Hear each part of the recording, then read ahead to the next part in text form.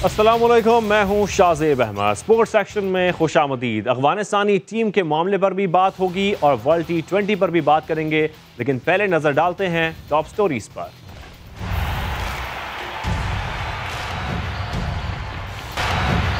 तो अफगानिस्तान में बदलती सूरत हाल ने सियासी मंजरनामा तो तब्दील किया है, साथ ही पाकिस्तान क्रिकेट के लिए भी चैलेंजेस खड़े हो गए हैं। अफगानिस्तान ने पाकिस्तान की मेज़बानी श्रीलंका में करनी है, लेकिन श्रीलंका में लॉकडाउन के बाद सीरीज पर खदशात के बादल छा गए हैं। पाक अफगान सीरीज होगी या नहीं, फैसला ताहाल ना हो सका। दूसरी जानिब इंग्लैंड और न्यूजीलैंड क्रिकेट बोर्ड ने भी दौरा पाकिस्तान से कबल सिक्योरिटी का जायजा लेने का फैसला किया।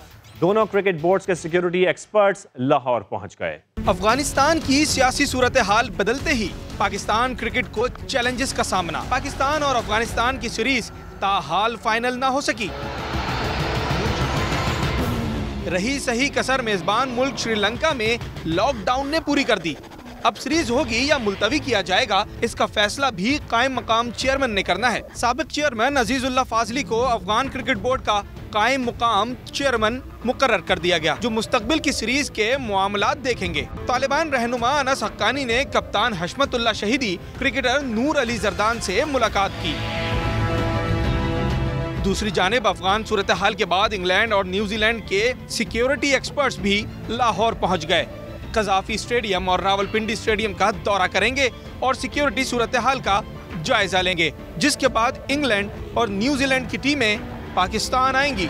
न्यूजीलैंड की टीम ने 11 सितंबर और इंग्लिश टीम ने अक्टूबर के दूसरे हफ्ते में पाकिस्तान आना है। तो दूसरे टेस्ट में दूसरे दिन का खेल तो बारिश की नजर हुआ, मगर मैच के पहले दिन पाकिस्तान का टॉप ऑर्डर फेल रहा। इब्तदाई बल्लेबाजों की नाकामी अब रिवायत बनती जा रही है। अब तक खेली गई 3 इनिंग्स में अजहर अली, आबिद अली और इमरान भट्ट की क्या कारकर्दगी रही है, आइए जानते हैं।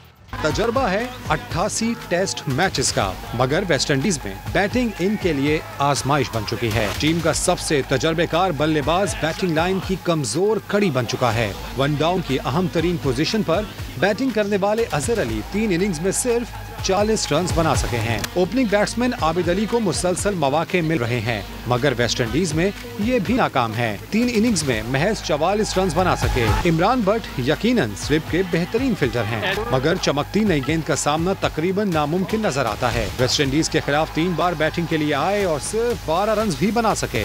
तो पाकिस्तान का टॉप ऑर्डर तो मुकम्मल नाकाम है, मगर मिडिल ऑर्डर में फवाद आलम मुसलसल परफॉर्म कर रहे हैं। सिर्फ खुद परफॉर्म नहीं करते बल्कि पार्टनरशिप्स भी बनाते हैं। इसी परफॉर्मेंस पर बात करने के लिए हमें ज्वाइन किया है साबिक क्रिकेटर आकिब जावेद साहब ने। आकिब साहब, बहुत शुक्रिया हमें ज्वाइन करने के लिए। आप क्या समझते हैं, क्या वेस्ट इंडीज़ की बॉलिंग लाइन इतनी खतरनाक है कि हमारे टॉप ऑर्डर को मुसलसल मुश्किलात का सामना है? अजहर अली, आबिद अली और इमरान भट्ट तो तीनों इनिंग्स में ही नाकाम रहे हैं। देखिए, उनकी बॉलिंग निचोर तो है, क्योंकि उनके अगर रॉश को देखें तो पिछले 10-12 साल से वो क्रिकेट खेल रहे हैं। 250 से ज़्यादा उनकी विकेटें हैं। असल में प्रॉब्लम ये है कि जहाँ भी पिच ग्रास होगा, साइडवेज मूवमेंट होगी, वहाँ पाकिस्तानी बैटिंग को प्रॉब्लम तो आती है। लेकिन एक चीज़ जो टेक्निकली अगर आप देखें तो if you compare both team, हालांकि वेस्ट इंडीज और पाकिस्तान दोनों ही सेकेंड टीयर की टीम में है, क्योंकि नंबर 1 तो जो टीयर है उसमें 4 टीमें हैं, वो तो बहुत आगे निकल चुकी हैं। ऑस्ट्रेलिया, न्यूजीलैंड, इंग्लैंड और इंडिया। अब साउथ अफ्रीका भी निचले टीयर के ऊपर आई है। तो ये आपस में इनकी जब टेस्ट क्रिकेट और जब वो क्रिकेट खेलते हैं टेस्ट क्रिकेट, तो बड़ा फर्क पड़ चुका है। उन्होंने अपनी गेम को बहुत इम्प्रूव किया है। पाकिस्तान के जो टॉप 7 बैट्समैन हैं, उनमें सवाए अजहर अली के किसी ने 50 से ज्यादा टेस्ट मैच नहीं खेले। Babar no doubt is number 1 player in the world, but उतना अभी उसने नहीं खेला कि जितना कि 50-60 टेस्ट मैच खेले हो। No doubt is great player. उसके अलावा आपके जितने प्लेयर्स हैं, इमरान भट्ट ले लें, आबिद अली ले लें, या नीचे फवाद के भी जो 10 साल जाया किए उसको वापस लाए हैं। बिल्कुल आगे साहब, हम फवाद आलम की परफॉर्मेंस पर बात करेंगे। अभी हमें ज्वाइन किया है साबिक क्रिकेटर सईद साहब, बहुत शुक्रिया हमें ज्वाइन करने के लिए। आप यासिर शाह की परफॉर्मेंस पर थोड़ी सी बात करेंगे। आखिर क्या हुआ है यासिर की बॉलिंग को? वो कल तक तो मैच विनर थे, लेकिन अब विकेट लेना उनके लिए बड़ा मुश्किल हो गया है। क्या वजह समझते हैं आप इसकी? एक्चुअली टू बी ऑनेस्ट, मेरी अगर मैं बात करूं तो हमारे साल में टोटल 3 या 4 टेस्ट मैच होते हैं और इन 4 टेस्ट मैच में एक टेस्ट मैच 6 माह के बाद आता है, 9 माह के बाद टेस्ट मैच आता है। तो वो जो रेगुलर परफॉर्मेंस करने वाला प्लेयर होता है ना, तो वो सोचता है वो क्या करे। अब डोमेस्टिक क्रिकेट तो यासिर शाह की जितनी एज है उसके जितने मैच डोमेस्टिक के खिलाएंगे तो फिर और वो चला जाएगा। अब सूरत हाल ये है कि अगर बंदा सोचे कि प्लेयर की टेस्ट प्लेयर की परफॉर्मेंस क्यों बुरी है, तो इसके पीछे मेन रीजन ही यही है कि हमारे टोटली अब दूसरे मुल्कों के मैचेस देखें, 15-15, 20-20 टेस्ट मैच होते हैं। वो टेस्ट मैच एक वैल्यू देते हैं। हम टेस्ट मैच की जगह T20 मांगना शुरू कर देते हैं और जितने टेस्ट मैच होते हैं उसमें भी बॉलर को रेस्ट देना शुरू कर देते हैं कि यार आप एक मैच में रेस्ट कर लें। तो ये साल में अगर टोटल 4 मैच हो रहे हो तो प्लेयर क्या परफॉर्मेंस देगा। बिल्कुल बिल्कुल, टेस्ट क्रिकेट को वो अहमियत नहीं दी जा रही और T20 को ज़्यादा अहमियत दी जा रही है। तो इसीलिए कुछ T20 वर्ल्ड कप की भी बात कर लेते हैं। आगे साहब, आप अब ये बताइएगा कि अब 2 माह से भी कम वक्त रह गया है मगर अब भी टीम कम्बिनेशन नहीं बन सका है। रिजवान और बाबर आजम के अलावा बैटिंग लाइन में कौन से 4 खिलाड़ी होंगे ये भी अब तक नहीं पता है। कैसे देखते हैं इस सूरत हाल को आप? देखिए, काफी ज्यादा इन्होंने एक्सपेरिमेंट कर लिए हैं। हालांकि 3 साल पीछे जाए तो आपकी तीनों फॉर्मेट की जो टीमें थी काफी बेहतर थी, स्टेबल थी। आहिस्ता आहिस्ता चेंजेस करनी चाहिए थी, क्योंकि आज आपको टेस्ट क्रिकेट में भी ये पता चल गया कि अजहर अली के अलावा कोई ऐसा बैट्समैन नहीं इन्होंने छोड़ा कि जो पिछले 10 साल से खेल रहा हो, जिसके 50-60 टेस्ट मैचेस हो। इसी तरह अगर आप T20 की इनकी देखें सिलेक्शन, तो आए दिन उसमें चेंजेस आती रहती हैं। लास्ट जो सीरीज खेली है उसमें तो आई वाज वेरी डिसअपॉइंटेड कि आप उस तरह के प्लेयर पाकिस्तानी टीम में ला रहे हैं, दे आर नॉट फिट। तो जो आपकी अपनी ही एक मैनेजमेंट है, जो आप अपनी एक गोल सेट करते हैं, दुनिया किस ब्रांड की क्रिकेट खेल रही है, आप फिर वापस शकील जैसे या आजम खान जैसे प्लेयर्स को पाकिस्तानी नेशनल टीम में अगर खिलाएंगे तो फिर जो यंगस्टर्स हैं, जो आने वाले लोग हैं, या ऐसे प्लेयर जो मालिक है जो 15, 20 साल से अपने आप को फिट किए हुए हैं, ऑलवेज रेडी, आप उनको इग्नोर करके जब इस तरह के टैलेंट लेकर आएंगे तो फिर आगे यंगस्टर्स भी क्या सीखेंगे। तो आई थिंक इनको सबसे पहले इसको प्लान करना चाहिए था, too short a time. Shaheen एक आपका जबरदस्त बॉलर है, इसके अलावा Hasan Ali comes back and done well. इसके अलावा आप, मुझे नहीं समझ आती, कभी इमाद वसीम को खिला लेते हैं, कभी उसको निकाल देते हैं। तो आपकी जो बॉलिंग हमेशा से पाकिस्तान का एक प्लस पॉइंट रहा है, उसको भी हमने शफल कर करके एक ऐसी सिचुएशन बना दी कि वी डोंट नो कि किसने खेलना और किसने नहीं खेलना।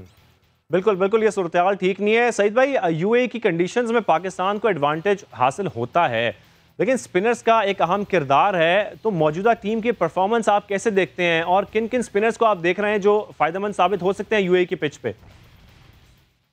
प्लेयर तो कोई भी हो, बॉलर हो, अगर वो अच्छा बॉलर हो तो वो किसी भी कंडीशन में खेल सकते हो। भी ऑनेस्ट हमें ये नहीं सोचना चाहिए कि यूएई की कंडीशन क्या है, हमने ये सोचना चाहिए कि हमारा बॉलिंग यूनिट क्या कर रहा है। हमें मिडल में बैटिंग में भी प्रॉब्लम है, मिडल में हमारे स्पिनर आते हैं तो हमें स्पिन में भी प्रॉब्लम है। उसमें शादाब खान है, इन आउट इंजर्ड है, 1 साल में थोड़े मैच खेलता है, आधा साल इंजर्ड रहता है। उसके बाद अमाद वसीम की आपका भाई ने बात की है, अमाद वसीम आप देख लें कि इसको आप नए बॉल से अगर करा सकते हैं तो ठीक है, वेल एंड गुड, अदरवाइज वो इसमें भी ज़ाया हो जाता है, ऑलराउंडर आ जाता है। उसके बाद आपके पास उस्मान कादर है, उसको कप्तान कोई नहीं उसके ऊपर कॉन्फिडेंस आ रहा कि मैच खिलाऊं उसको, मैं 4 ओवर कराऊं कि ना कराऊं, तो फिर हम उसके ऊपर क्या करेंगे। एक्चुअली सूरत हाल हमारी बड़ी क्रिटिकल सूरत हाल पैदा हो गई है कि हमारा टेस्ट में ओपनिंग पार नहीं है, वनडे T20 में हमारा मिडल पार्ट नहीं है।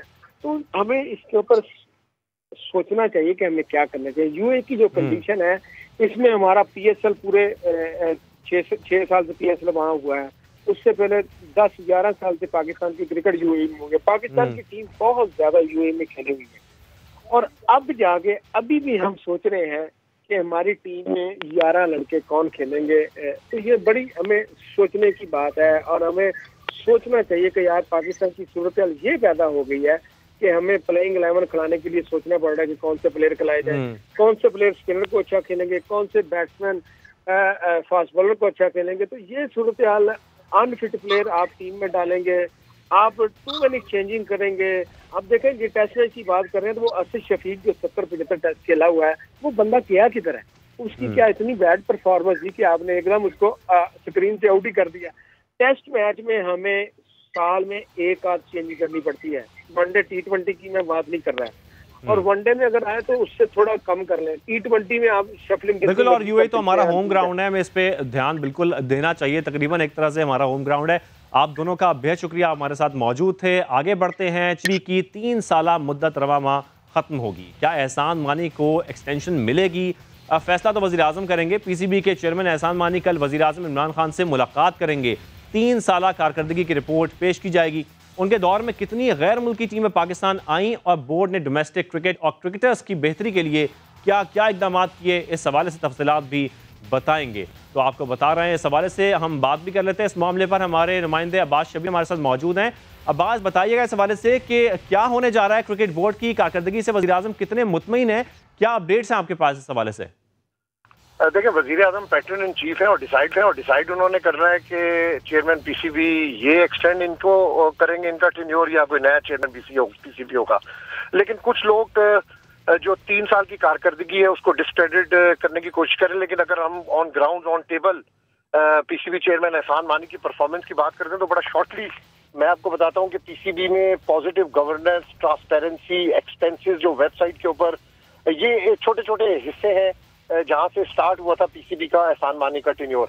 उसके बाद इंटरनेशनल क्रिकेट की पाकिस्तान में वापसी, टेस्ट क्रिकेट की पाकिस्तान में वापसी, सबसे अहम इवेंट जो था हमारा पीएसएल था जो पाकिस्तान में हुआ। अब जो फ्यूचर प्लानिंग के अंदर 2024 से 2031 तक जो बिड करने जा रहे हैं मौजूदा क्रिकेट बोर्ड, उसमें 2 T20 है जो यूएई और ओमान, और एक T20 जो है श्रीलंका बांग्लादेश, और एक चैंपियंस ट्रॉफी है जिसकी कोशिश की जा रही है कि पाकिस्तान के अंदर आईसीसी का इवेंट हो जो 96 में हुआ था, आखिरी इवेंट, उसके बाद अभी तक नहीं हुआ।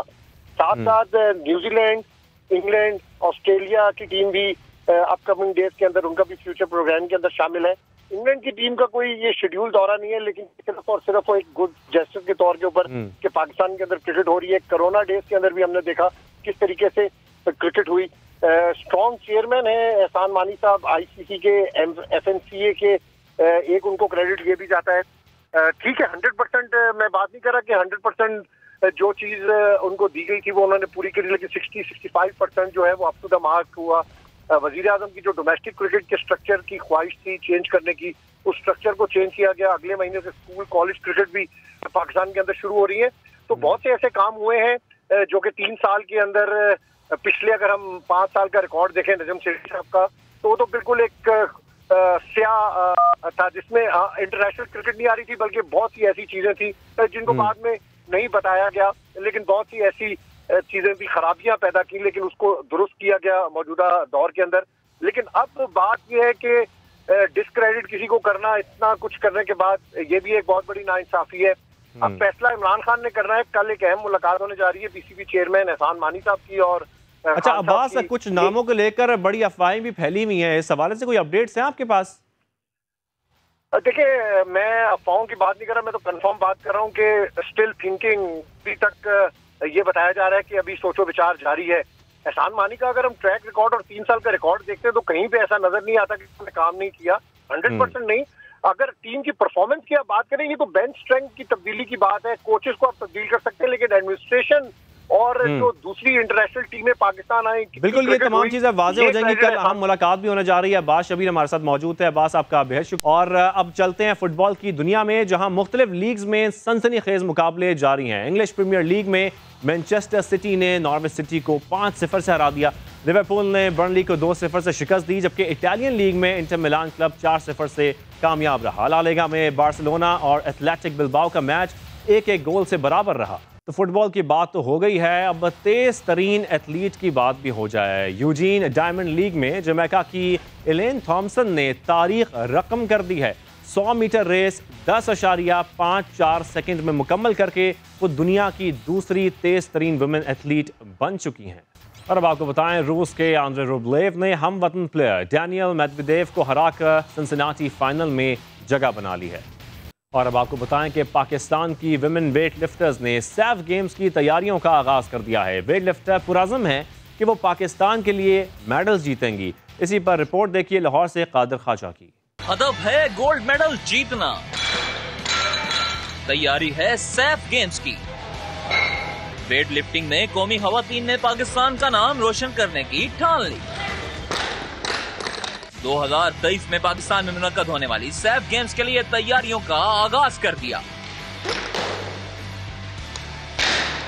सैकड़ों किलोग्राम वजन उठाना इन सनफे नाजुक के लिए मामूल की बात है, क्योंकि ये इस मुश्किल खेल में अपना लोहा मनवाना चाहती हैं। हमारी कोशिश है कि हमारे क्लब की जितनी लड़कियां हैं या हमारे पाकिस्तान की जितनी लड़कियां इंशाल्लाह ताला वो पाकिस्तान के लिए मेडल लेंगी। नेशनल आने वाली हो या इंटरनेशनल लेवल पे जाना हो तो हमारी जो ट्रेनिंग है हम लोग वो पीक पे अपनी रखते हैं कि कोई भी कंपटीशन हो तो हम फाइट देने के लिए रेडी रहते हैं। कोच वकास अकबर भी खवातीन वेट लिफ्टर्स के टैलेंट के गर्विदा हैं। कहते हैं सैफ गेम्स ही इनका असल हदफ है। 10 कैटेगरी होती हैं वेट लिफ्टिंग के अंदर, और मुझे उम्मीद है कि 10 कैटेगरीज में पाकिस्तान जो है ना वो उसका सबसे लाड़ी परचम जो है वो लहराएगा। खवातीन पूरी उम्मीद हैं कि वो दिन दूर नहीं जब Pakistani weight lifters international events में सबसे लाली परचम बुलंद करेंगी। कैमरामैन इशफाक अब्बासी के साथ कादिर ख्वाजा, सामा, लाहौर। आज के लिए इतना ही। स्पोर्ट्स सेक्शन में अगले हफ्ते आपसे मुलाकात होगी। जब तक के लिए अल्लाह हाफ़िज़।